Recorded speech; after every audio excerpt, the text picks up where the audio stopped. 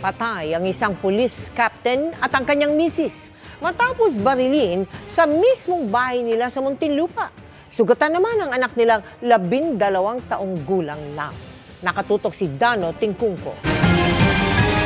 Sa kanyang Facebook account, makikita sa kanyang naging karera bilang pulis sa mga pagkilalang natanggap ni Police Captain Aminoden Mangonday bilang hepe ng Community Affairs Section ng Muntinlupa City Police, tulad ng Honest Cop Award at Outstanding Police Service Award.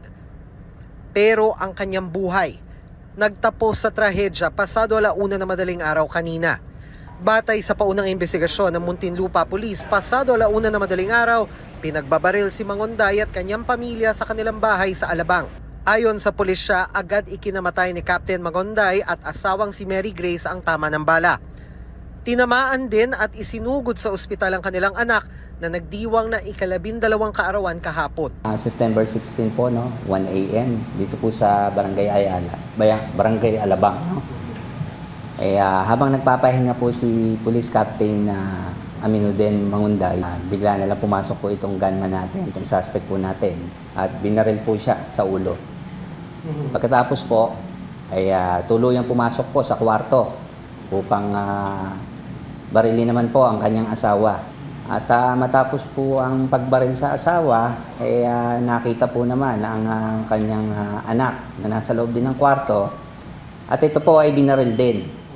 Pero ito po ay nakasurvive at ngayon po ino-operahan. Nag-outing ho sila. Late na silang umuwi at kaya sila ay pagod na pagod.